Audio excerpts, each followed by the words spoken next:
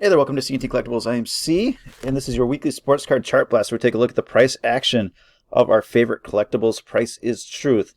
People still talk about cards, right, in this hobby? So, we're just take a quick overview of the broader indices or the card ladder indices for the sports cards over the past week or so. How have they done? And then we'll get into some of the individual sports and individual names, mostly baseball stuff today. Sorry, feeling a little bit off, looking even worse. So you'll have to do without my pretty face this week here. So for the most recent period, wrestling, golf, and racing are up well into the double digits. Lots of green there. Golf is primarily Tiger Woods. It's a very thin index. Hockey of the major sports is showing some red. Finally, this is one of the leaders for a long time. In baseball, now that it's underway, showing a little bit of green, and this is where the rubber meets the road here. We've got a few players that are off to incredible starts, and we'll take a look at what, if anything, we should be doing with them. But we will start with that racing index, or excuse me, the wrestling index, which is doing so well lately here. And for the card ladder cards that they have in their database, the John Cena Refractor is leading the way, new highs. We had a sale around $50, and it's over 100, so it's a pretty clean double in a short period of time. So probably not anything you have to do with it here, but it could keep going. It's not the biggest price in the world, the highest price in the world, and wrestling is on fire, and people might just start grabbing whatever they can of some of the bigger names, like Hulk Hogan, who is CNT approved. I have a badge too, so we have a consolidation. It's near the top of the range. Lots of buying in this area. So again, I don't think you're going to see a ton of movement on this one if you're buying it. What is the catalyst that's going to get this thing to go higher at this point? So I don't know if Hulk Hogan's going to come out and maybe there's a documentary. Let's go with that. I don't know. There's been plenty of those in the past. So I don't know what drives it higher. If you're buying, then just manage your risk appropriately. There's probably a little bit more downside than upside in the near term here. And again, no news down the pipeline that's really going to drive this thing up. It's just going to go with the rest of the market for the most part. And the market's overheated, so how much more is that going to go here in the near term? So what I'm saying is, manage your expectations if you got to have this card here. So all right, Max Verstappen. This is your big winner in the F1 or the racing category here. Racing cards. Some of them have done well, some of them haven't. This is one that's done well recently, at least. So that 150 area, it seems to like to bounce off of that a bit here. Very thin volume.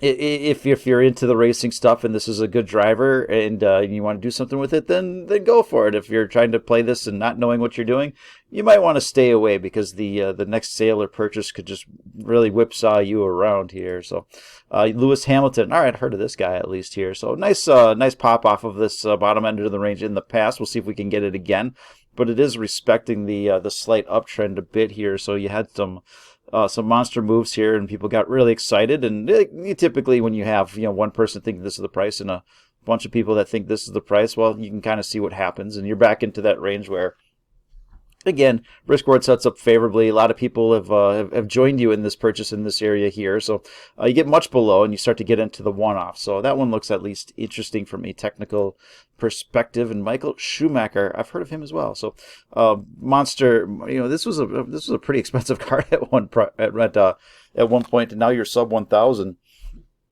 And so what Schumacher's doing at this point is just consolidating. And you have this support zone here, so the market's going to try and make up its mind. Are we going to take this thing up and out, or are we going to shift gears and slow this thing down and take it to the bottom of the range? Now, when it has gotten to the bottom of this range, again, it's been picked up pretty quickly here. So lots of buying in this area. So I would say the market thinks this is probably a fair price, and you have to kind of figure out what is that catalyst to drive it up or down in the near future. All right, the entertainment area, which is getting hit. You've seen some of the PMGs, numbered to 50. The Captain America, this was a $90,000 card sitting at $22,000. And so, again, at some point you just run out of buyers on these things here. But not Stan Lee. He's also CNT approved. He has bottom of the range. He's coming up to the top of the range here a little bit here. So $120 is kind of where selling has taken place. And if you are patient, you may be able to get this at a little better price. So it's a 1990 Marvel Universe in a PSA 9. So again, I think patience could be rewarded, but with that price point, someone may just jump in and take it up and out. Who knows? And then you could get a bunch of people trying to, everybody that's sold down in here, maybe they feel like if they want to get it back, they have to start chasing as well, and that could push it up. But we need to see that breakout with some purchases in the meantime. But I can always think of a catalyst to get Stan Lee going here. So right now it's a consolidation, top of the range, risk reward unfavorable. But at some point, you're either going to have a bunch of people that bought here trying to unload, or people that sold here trying to get back in, and the market will tell you when that time comes here. And Dave Portnoy, one of the bigger droppers in that entertainment index here, he had his longer-term consolidation. He had snuck out of the range a few times, always made its way back in, and now you're starting to slide out of it just a little bit here. So we'll see if there's a purchase that can come in and get back into this consolidation here and get some buyers on board. But if that sticks, and you have a lot of people underwater, and how many people are looking to buy it versus how many people may be looking to sell it. So caution on that one. Be interesting to watch. As interesting as a Dave Portnoy card can be, it'll be interesting here. So LeBron James, this is your high-end index 2003 Topps Chrome, sitting around $17,000. That's a PSA 9. So the PSA 10 regular was at this price not too long ago, and it's continued to grind lower, and you're starting to see, well, you're not starting to see, it's been going down for a while here, but kind of the same thing, this refractor starting to leak out of its zone here. You had a lot of buying to support the prices in here, and then just a couple of people thinking that got to have this card and not respecting what the price was. You can have gradual inclines and declines, but something like that, it's like forget about it.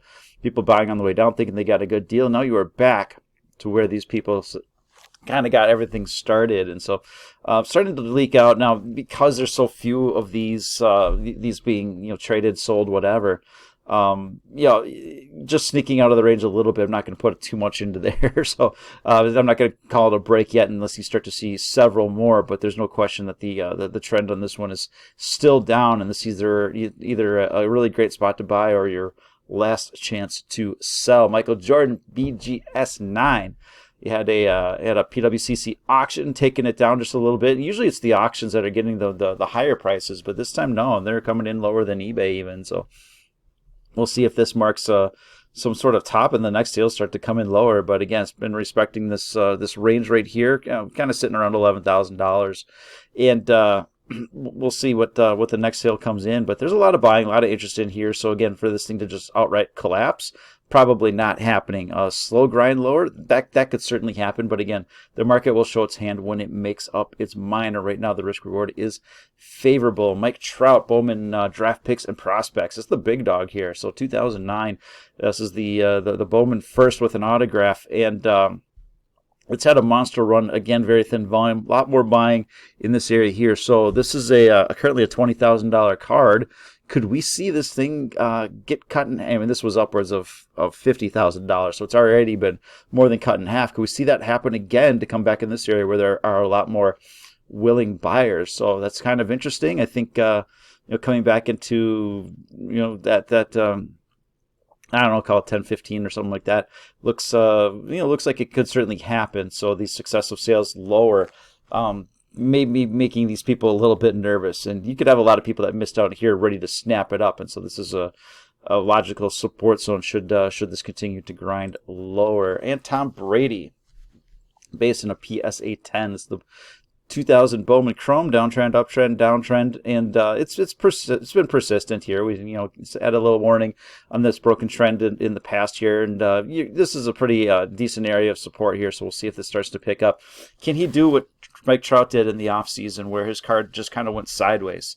Not a lot of news or anything like that, and he was able to go sideways. And now that baseball is starting, the players that cards were going sideways, they can now start to accelerate to the upside, provided they perform up to or in excess of their expectations. So Tom Brady grinding slower. Hopefully some buyers are going to come in for Tom Brady bulls and defend this area here and just keep them grinding sideways till we get a little bit closer to the season. All right, baseball. Got a number of baseball here to go through. And is there anybody hotter right now than Vladimir Guerrero Jr.? He had 3 home runs last night. And for the season, He's hitting 400. You have to throw the early season stats out the window a bit here. So, he's hitting close to 400 with a 333 BABIP. His walk and strikeout profile are in line with what he does. So as that BABIP decreases, we could see a similar reduction in average. But really, he's banked this, and it's only the first week of the season here. But if that BABIP comes down to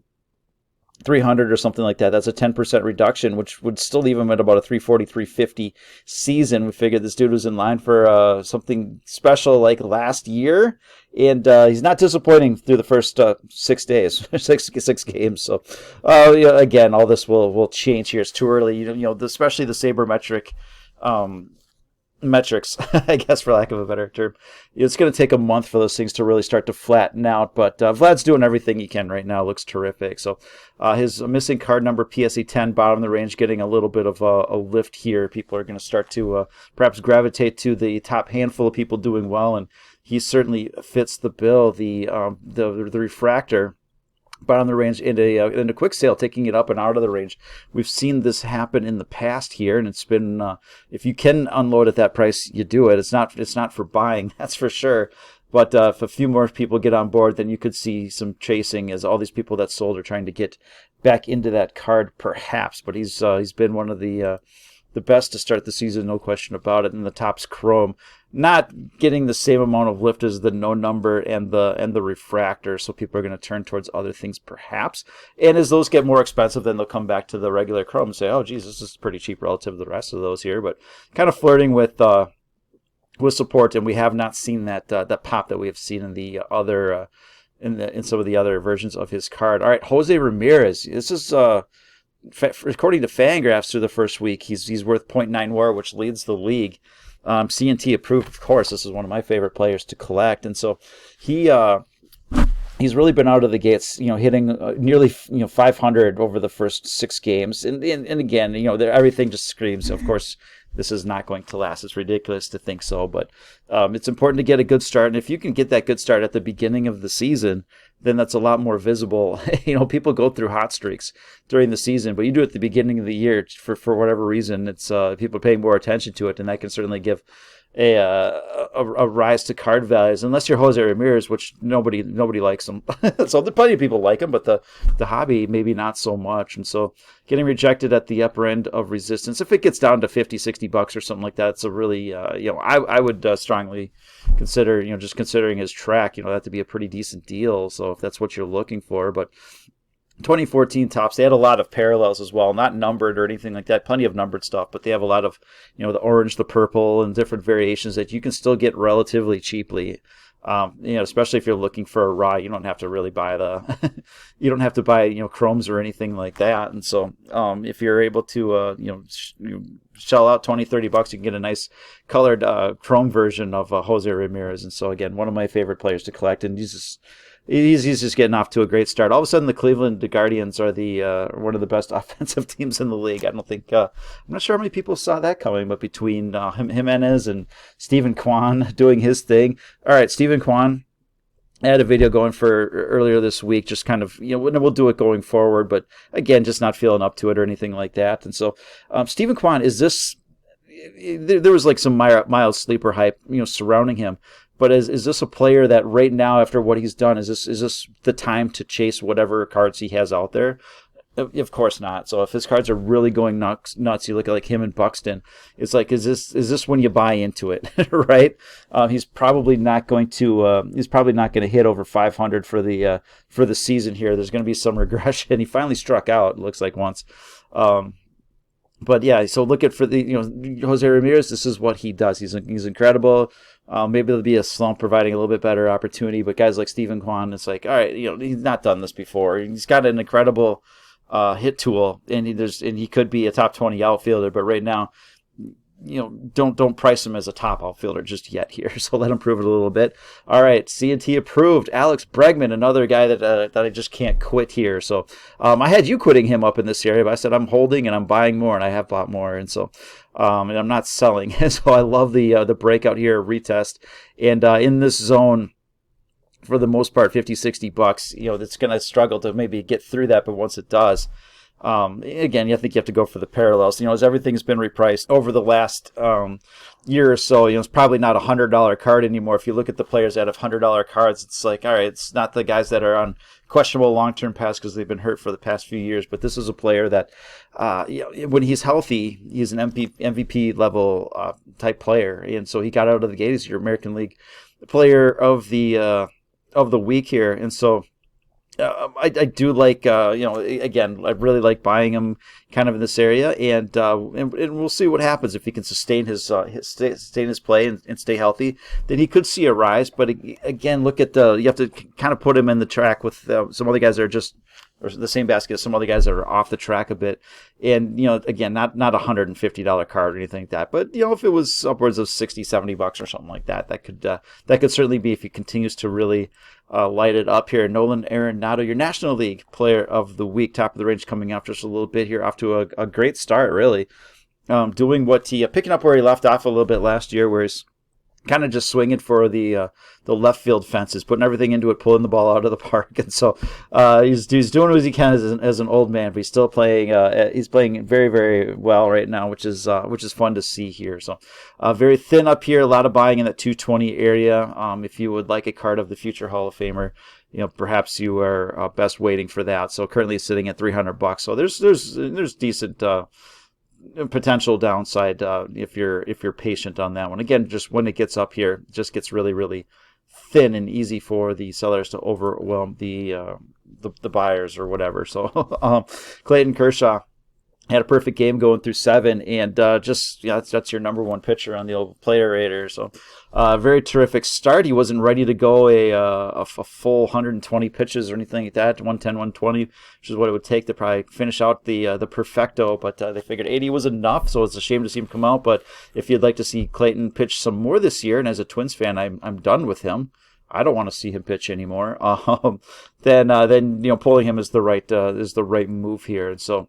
Top of the range, and would look for a little bit of a pullback or something like that. So currently this is an $1,100 card. If you are a little bit more budget conscious, the PSA 9 offers a little bit of relative value here. So either that 10 comes down to around $900, or this card comes up to $330 or something like that. So I kind of think that the 10 comes down a bit and gets these back into that 3-to-1 ratio. But top of the range coming off just a little bit. If you're patient, maybe get a little better shot on Mr. Kershaw. But this is a pretty nice break out of this consolidation. So pullbacks are probably for buying on the future Hall of Famer. And Lubob off to a pretty terrific start. He just sticks the bat out and the ball goes flying. So hitting about 350 on the season, walking 5% of the time, striking out 5% of the time. So that'll adjust a bit here. But his BABIP is sitting around 300, and he's kind of a higher BABIP guy. So he could threaten 300 plus for the season here. So here's his Topps Chrome Refractor. And $150, so it's kind of call this the lowish part of the range or whatever. But Lubob is a player that I think a lot of people were high on, and even with his pretty terrific start here, he's still getting overshadowed by a number of players, and so he's still maybe a sneaky pickup as people have their attentions turned elsewhere. All right, couple of hockey.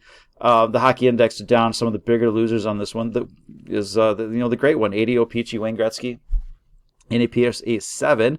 And whatever reason, the last couple of sales just absolutely puked for this card here. So maybe an interesting spot if you're looking for this card.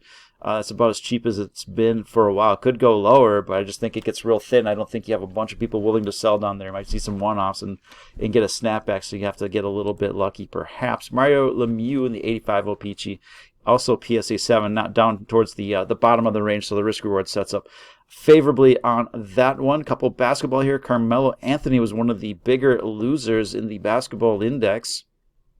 And his cards just continue to slide and make lows that we haven't seen in a long time. If we pull it out to all time, you can see that there's really nothing in this area. So this PSA 9, could we get to $60 or less on this one if it can't reclaim this previous level of support? We shall see. But I don't know if Carmelo is still relevant, right? That's the refractor version.